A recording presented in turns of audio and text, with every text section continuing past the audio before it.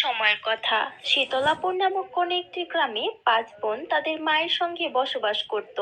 তাদের 5 বোনের নাম ছিল শ্রীতমা, পূজা, লক্ষ্মী এবং সুমিত্রা আর অনিতা। তাদের মা জাহ্নবী স্বামীর মৃত্যুর পর সে জীবন জীবিকা নির্বাহের জন্য অন্যের বাড়িতে চাকরানির কাজ করত। এভাবে সে তার সংসার চালাতো এবং দিনরাত অন্যের বাড়িতে পরিশ্রম করে সে নিজের 5 মেয়ের প্রয়োজন মেটাতো। এভাবেই কোনো রকমে দিন চলছিল। কিছুদিন পর হঠাৎ করেই তার ছোট মেয়ে পূজার জন্মদিন আসতে চলেছিল।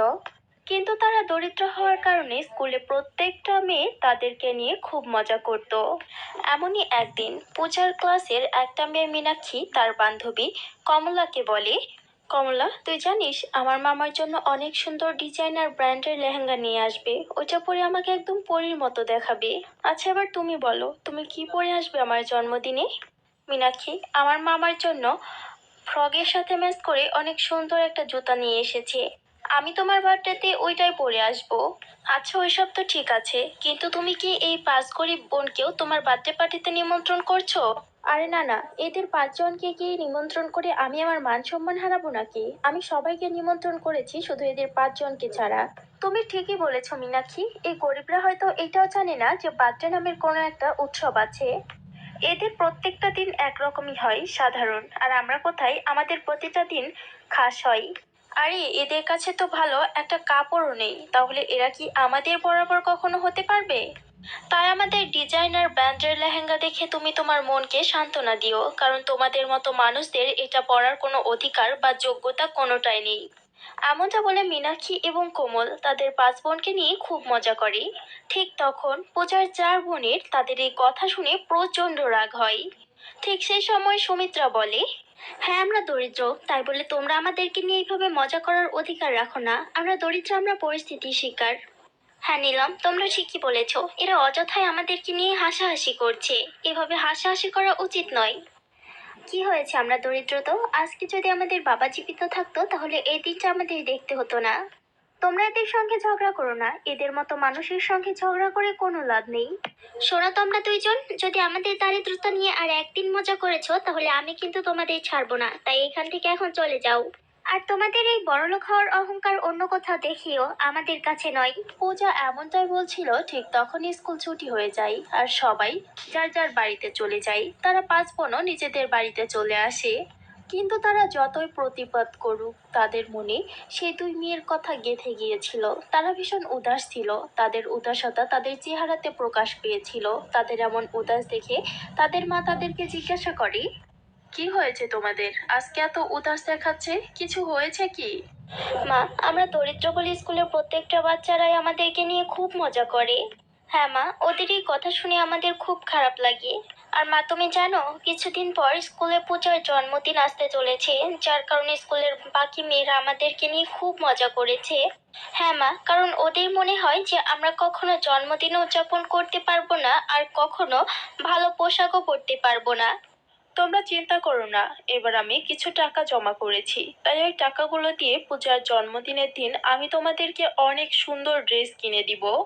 এরপর আর কখনো কেউ আমার মেয়েদেরকে নিয়ে মজা করতে পারবে না। মায়ের কথা শুনে তারা 5 বোন অনেক বেশি খুশি হয়। সব থেকে বেশি খুশি হয় পূজা, কারণ সে এবছর তার জন্মদিন উদযাপন করতে পারবে এবং সেও নিজের জন্মদিনে অনেক সুন্দর একটা ফ্রক পরতে পারবে। এভাবেই কিছুদিন কেটে যায়।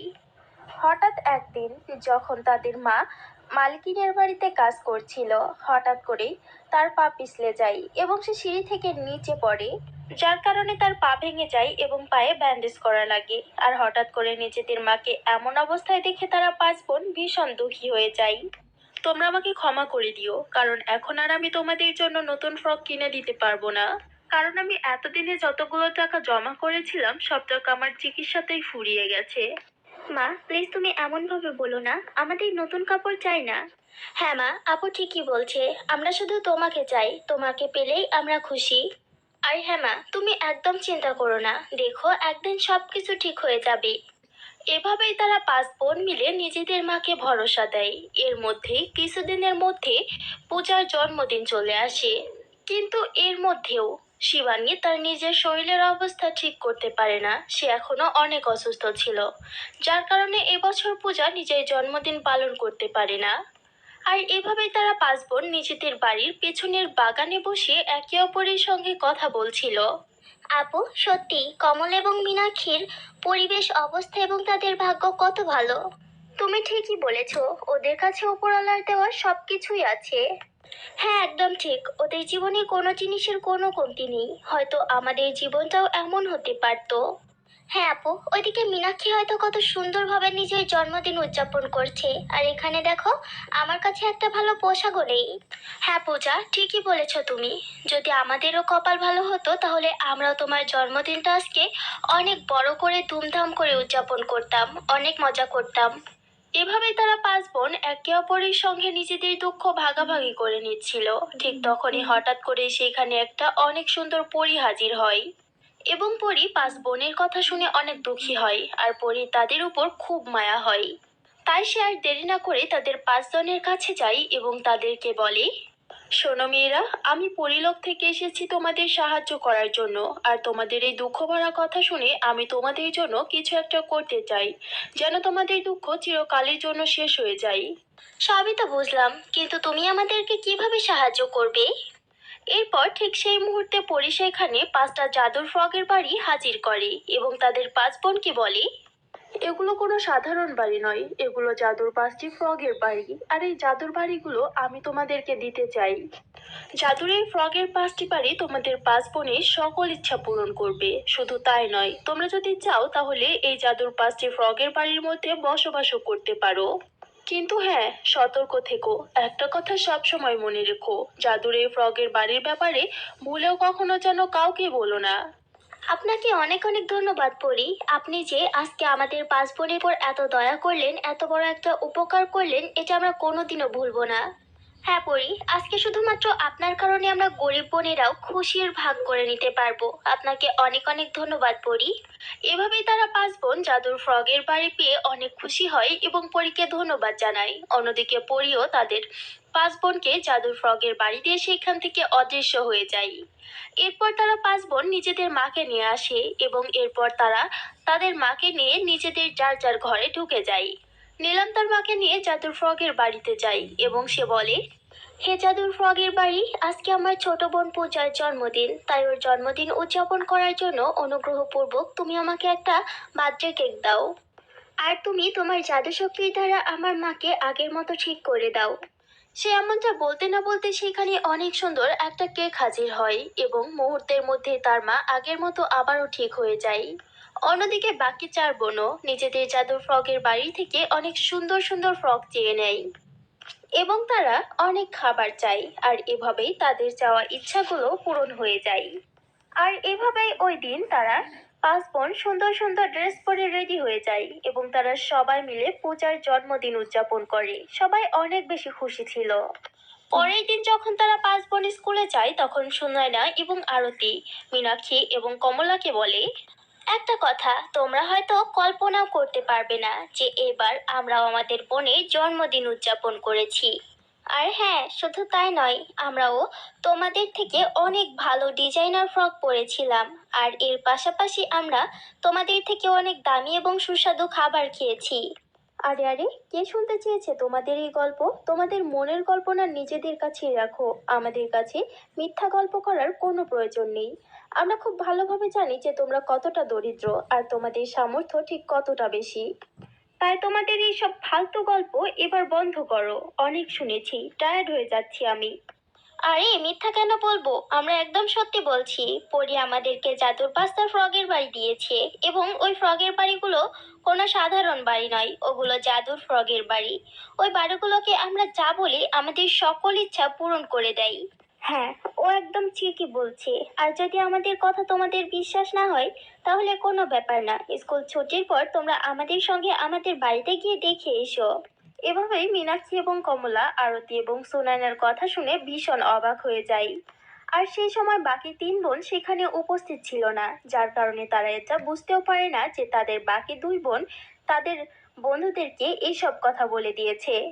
এরপর যখনই স্কুল ছুটি হওয়ার পর মীনাক্ষী এবং কমলাকে তাদের বাকি দুই বোন জাদুর ফ্রকের বাড়ির সামনে নিয়ে গিয়ে বলে, হে জাদুর ফ্রকের বাড়ি, তুমি তাড়াতাড়ি আমাকে অনেক সুস্বাদু খাবার দিয়ে দাও। কিন্তু এইবার যখনই আরতি জাদুর ফ্রগের বাড়ি থেকে এসব চাই, সঙ্গে সঙ্গে জাদুর ফ্রগের বাড়িটি অদৃশ্য হয়ে যায়। অন্যদিকে তার বোন সুনায়না যখন জাদুর ফ্রগের বাড়িকে জাদু দেখাতে বলে, সঙ্গে সঙ্গে সেই বাড়িটিও অদৃশ্য হয়ে যায়। আর এভাবেই বাকি তিনজনেই তিনটা জাদুর ফ্রগের বাড়িও সেখান থেকে অদৃশ্য হয়ে যায়। এভাবেই তাদের কোনো ইচ্ছাগুলোই পূরণ হয় না। এভাবে মীনাক্ষী এবং কোমল তাদের দুই বোনকে নিয়ে খুব মজা করে এবং তারা হাসতে হাসতে সেখান থেকে চলে যায়। কিছুক্ষণ পর যখন বাকি তিন বোন এই ব্যাপারে জানতে পারে, তখন নীলাম বলে, আরতি, সুনায়না, এটা তোমরা কিভাবে করলে? আরে তোমরা তো বোকা কিভাবে হতে পারো? পরে কি বলেছিল খুব ভালোভাবে মনে আছে না তোমাদের? তাহলে এত বড় বোকামি কিভাবে করলে? হ্যাঁ আপু, আজকে শুধুমাত্র তোমাদের বোকামির কারণে জাদুর ফ্রগের বাড়ি আর আমাদের কাছে থাকলো না। দেখো আপুরা, তোমরা সবাই আমাদের দুজনকে ক্ষমা করে দাও, আমরা অনেক বড় ভুল করে ফেলেছি। ঠিক সেই সময় পরি সেখানে আবারও হাজির হয় এবং সে বলে, আমি এই জাদুর ফ্রগ এর কথা বাকি মানুষদেরকে এর কারণেই বলতে না করেছিলাম যে এই ফ্রগটি যদি কোনো অসৎ বেঈমান মানুষের হাতে পড়ে, তাহলে তারা এই ফ্রগটির ভুল ব্যবহার করবে, অসৎ উদ্দেশ্যে সবসময় ফ্রগটিকে ব্যবহার করে যাবে। কিন্তু এখন যখন তোমরা তোমাদের ভুলটা বুঝতে পেরেছো, তাহলে অবশ্যই জাদুর পাঁচটি ফ্রগ তোমাদের কাছে আবারও ফিরে আসবে এবং আবারও তোমাদের মনের ইচ্ছাগুলো পূরণ করতে থাকবে। কিন্তু পরবর্তীবার তোমাদের ভুলের কোনো ক্ষমা হবে না। তাই মনে রেখো জাদুর পাঁচটি ফগের বাড়ির কথা আর ভুলেও যেন কেউ জানতে না পারে। এমনটা বলার পর পরি সেখান থেকে চলে যায়। পরীরা সেখান থেকে চলে যাবার পর জাদুর পাঁচটি ফ্রগের বাড়ি আবারও সেখানে হাজির হয়। এরপর তারা পাঁচ বোন জাদুর ফ্রগের বাড়িতে হাসি খুশিতে বসবাস করে আর এখন তাদের কাছে কোনো জিনিসের কোনো কমতি নেই এবং তারা হাসি খুশিতে সুখে নিজেদের জীবন যাপন করে। কোনো একটি গ্রামে জ্যোতি নামে একজন মেয়ে বাস করত। জ্যোতি তার মা বাবাকে কখনোই দেখেনি, কারণ জ্যোতি যখন অনেক ছোট ছিল তখন তার মা বাবা তাকে একটি কূপের সামনে ফেলে চলে যায়। এরপর কোনো এক হৃদয়বান ব্যক্তি তাকে দেখে উঠিয়ে নিয়ে যায় আর কিছুদিন লালন পালন করে। তারপরে সেও জ্যোতিকে আবারও রাস্তায় ফেলে চলে যায়। এরপর থেকে জ্যোতি সে রাস্তার আস্থা করে বড় হতে থাকে। বড় হয়ে সে পরিশ্রম করে ছোট্ট একটি ঝোঁপড়ি তৈরি করে আর তার মধ্যে সে থাকতে আরম্ভ করে। যদি অনেক বড় একটি দোকানে ঝাড়ু দেওয়ার কাজ করত, সে খুবই মনোযোগ দিয়ে কাজ করত। একদিন দোকানের মালকিন জ্যোতিকে বলল, যদি যেদিন থেকে তুমি আমার দোকানে কাজ করো সেদিন থেকে আমার দোকানটা একেবারে চাঁদের ন্যায় চমকাতে থাকে। তুমি তোমার কাজ খুবই মনোযোগ দিয়ে করো। তো শোনো বেটা, আমি একটা কথা বলি, আজ থেকে তুমি এই ঝাড়ু দেওয়ার কাজ ছেড়ে দাও। তুমি আমার দোকানে ডেলিভারি গার্লের চাকরি করো, ঠিক আছে? এতে টাকা অনেক বেশি পাবে। Thank you so much. আপনাকে কি বলেছে ধন্যবাদ জানাবো, আমার ভাষা জানা নেই। আপনি আমাকে নিয়ে এতটা ভাবছেন মার্কিন। ঠিক আছে জ্যোতি, আজ বাড়ি চলে যাও। কাল থেকে জিনিসপত্র এই দোকান থেকে ও দোকানে পৌঁছানোর কাজ শুরু করে দেবে, ঠিক আছে? জ্যোতি আসলে অনেক ভালো একটি মেয়ে ছিল। সে সব সময় অন্যের উপকার করত। অন্যের উপকার করতে গিয়ে যদি নিজেরও কষ্ট হয় তবুও সে সব কষ্ট মাথা পেতে নিত। পরের দিন সকাল সকাল ঘুম থেকে উঠে জ্যোতি লাঞ্চ তৈরি করে প্যাক করে নিল। এরপর সে দোকানের দিকে রওনা দিল। রাস্তা দিয়ে যাওয়ার সময় যদি এক বৃদ্ধা মহিলাকে দেখতে পেল, যাকে সে প্রায়ই খাবার দিত। সে ওই মহিলার কাছে গেল আর বলল, আম্মা, নিশ্চয় আপনার ক্ষুধা পেয়েছে, আমি বুঝতে পেরেছি, নিন, এই নিন খাবার। এরপর যদি তার লাঞ্চ বক্স বৃদ্ধা মহিলাকে দিয়ে দোকানে চলে গেল। যদি দোকানে গিয়ে মনোযোগ দিয়ে তার কাজ করতে লাগলো। যদি তার মালকিনের দোকান থেকে স্যান্ডেল, জামা এসব অন্যান্য ছোট ছোট দোকানে দিয়ে আসতো। এই কাজ করা জ্যোতির জন্য অনেক কষ্টকর হলেও জ্যোতির টাকা পেয়ে অনেক খুশি হতো। কাজ শেষ করে যখন সে বাড়ি ফিরছিল তখন সে রাস্তার মধ্যে একটি মেয়ে দেখতে পেল, যে মেয়েটি খুবই কান্না করছিল। আরে এই মেয়ে, তোমার নাম কি? আর এখানে এইভাবে কান্না করছো কেন? কি হয়েছে তোমার? বোন, আমি কি বলবো, আমার নাম রিনা। আমার মা বাবা এই পৃথিবীতে কেউ বেঁচে নেই। আজ থেকে এভাবে আমি রাস্তায় রাস্তায় কান্না করি, যখন যা পাই তাই খাই, যেখানে রাত হয় সেখানেই ঘুমায়। রিনার কথা শুনে জ্যোতির অনেক খারাপ লাগলো। কারণ যদিও রিনার মতোই এভাবে দাঁড়ে দাঁড়িয়ে ঠোকর খেয়ে রাস্তায় রাস্তায় বড় হয়েছে। রিনা, তুমি কান্না করো না। তোমার পৃথিবীতে কেউ নেই তো কি হয়েছে, আমি তো আছি, তাই না? এই দেখো পাশে আমার বাড়ি। চলো তুমি আমার সঙ্গে, আজ থেকে আমার বাড়িতে থাকবে যতদিন তোমার মন চায় ততদিন। জ্যোতির কথা শুনে রিনা অনেক খুশি হলো। এরপর রিনা জ্যোতির সঙ্গে তার বাসায় চলে গেল। বাসায় যাওয়ার পর জ্যোতি রিনাকে পেট ভরে খাওয়ালো। আপু, তোমাকে অনেক ধন্যবাদ। আমার না অনেক ঘুম আসছে, এখন কি আমি ঘুমাতে পারি? হ্যাঁ হ্যাঁ রিনা, অবশ্যই ঘুমাবে, এতে জিজ্ঞেস করার কি আছে। তুমি ওপরে ঘুমাও, আমি মাটিতে শুয়ে পড়বো, ঠিক আছে? এভাবেই জ্যোতি অনেক যত্ন করে রিনার সেবা যত্ন করলো। জ্যোতির শরীর অনেক ক্লান্ত ছিল, সে ঘুমিয়ে পড়লো, কিন্তু রিনা মেয়েটি ছিল অনেক চতুর, সে ঘুমালো না। আরে, আমি বললাম আর আমার সব কথা বিশ্বাস করলো। কি যে বোকা, কিছুদিন পরেই বুঝতে পারবে। টেরই পেলো না যে আমি বড় একটি দোকান থেকে চুরি করে ফ্রাকছিলাম। থাকি গরিবের বাড়িতে কয়েকদিন। কয়েকদিন থাকার পর এই ঘরে যা কিছু আছে সব নিয়ে পালাবো। এরপর সকালে ঘুম থেকে উঠে রান্না করে জ্যোতি তার দোকানের কাজে চলে গেল। রিনা সারাটা দিন ধরে ঘরের মধ্যে এদিক সেদিক করে দেখতে লাগলো যে কোথাও কিছু আছে কিনা। আরে, আমি কেমন গরিব মেয়ের বাড়িতে এসে উঠলাম, এর ঘরে তো কিছুই নেই নেওয়ার মতো। জ্যোতির দোকানে গিয়ে সারাটা দিন কাজ করে যখন সব কাজ শেষ হয়ে গেল, তখন দোকানের মালকিন জ্যোতির কাছে এসে বলল, শোনো যদি, কালকে সকাল 6টায় কিছু জামা আর স্যান্ডেল ডেলিভারি দিতে হবে। এগুলো অনেক জরুরি। আর আমাদের দোকান তো খুলে 10টার সময়। কি করা যায় বলো তো? তুমি এই স্যান্ডেল আর লেহেঙ্গা সাথে নিয়ে যাও। খুবই সকাল সকাল ঘুম থেকে উঠে এগুলোকে বাজারে এসে ডেলিভারি দিবে, ঠিক আছে? আর একটা কথা খুব ভালো করে মনে রেখো কিন্তু, এই লেহেঙ্গাগুলোর দাম কত জানো? পুরো 5 লক্ষ টাকা। ভালো করে আগলে রাখবে। ঠিক আছে মালকিন, আপনি কোনো চিন্তা করবেন না, আমি দেখে রাখবো। এরপর জ্যোতি সেই দামি লেহেঙ্গা ও স্যান্ডেল গুলোকে হাতে করে তার বাসায় নিয়ে আসলো। রিনা এত দামি স্যান্ডেল আর লেহেঙ্গা দেখে খুবই আশ্চর্য হয়ে গেল, আর জ্যোতিকে বলল, আরে জ্যোতি আপু, তোমার হাতে এত সুন্দর লেহেঙ্গার স্যান্ডেল, দেখি তো মনে হচ্ছে অনেক দামি। এগুলো কোথায় পেলে তুমি?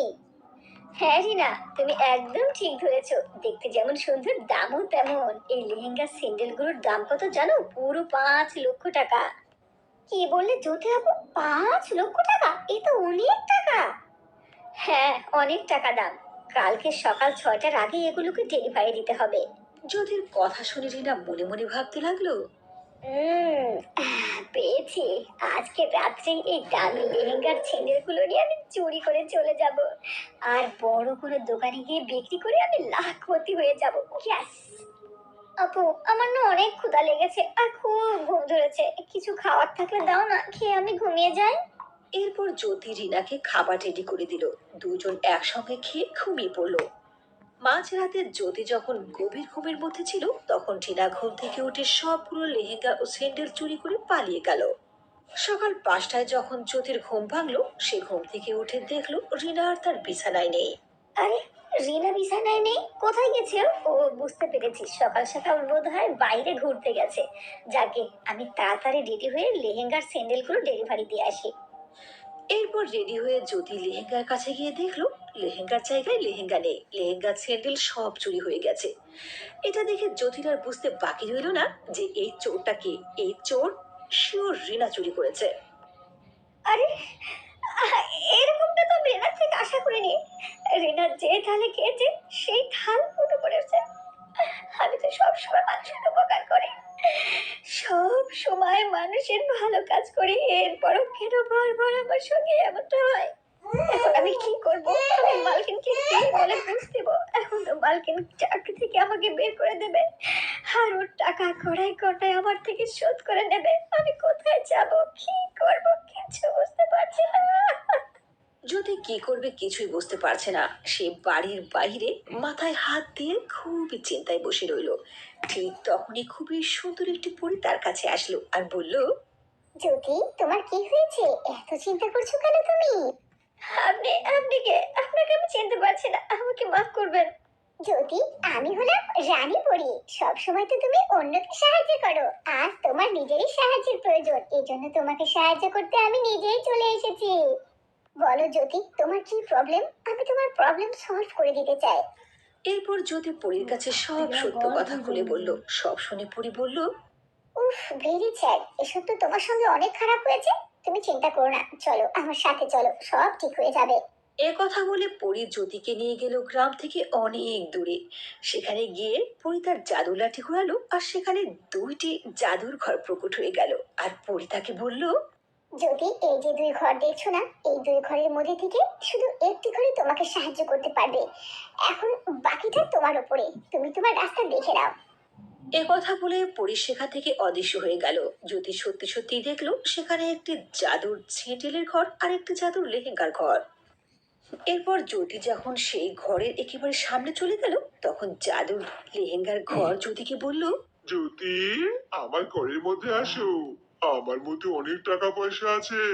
তুমি রাতের মধ্যে অনেক কোটিপতি হয়ে যাবে। এরপর জাদুর ছেঁটেলের ঘরের মধ্যে থেকে আওয়াজ আসলো, শোনো জ্যোতি, আমি হলাম জাদুর স্যান্ডেলের ঘর। আমার মধ্যে আসলে তুমি অনেক টাকা পয়সা পাবে না, তবে পাবে 5টি দামি লেহেঙ্গা ও স্যান্ডেল, যেগুলো দ্বারা তুমি তোমার মালিকের কথা অনুযায়ী ডেলিভারি দিতে পারবে। আর তোমার জীবন অতি সাধারণভাবে কাটাতে হবে। এখন তুমি ডিসাইড করো তুমি কোন ঘর নেবে। আমি জাদুর স্যান্ডেলের ঘরের মধ্যে যেতে চাই, ওখান থেকে লেহেঙ্গার স্যান্ডেল নিয়ে ডেলিভারি দিতে চাই। আমি বেশি লোভ করতে চাই না, আমার জীবন সাধারণভাবে আমি কাটাতে চাই। একথা শোনার সঙ্গে সঙ্গে সেখান থেকে জাদুর লেহেঙ্গার ঘর অদৃশ্য হয়ে গেল। এরপর জ্যোতি জাদুর স্যান্ডেলের ঘরের মধ্যে প্রবেশ করে দামি স্যান্ডেল ও লেহেঙ্গা নিয়ে চলে আসলো। ওই জি, আপনাকে অনেক অনেক ধন্যবাদ। যদি আপনি আমাকে সাহায্য না করতেন তাহলে আমি অনেক বড় বিপদে পড়ে যেতাম। যাকে এখন আমি তাড়াতাড়ি গিয়ে ডেলিভারিগুলো দিয়ে আসি।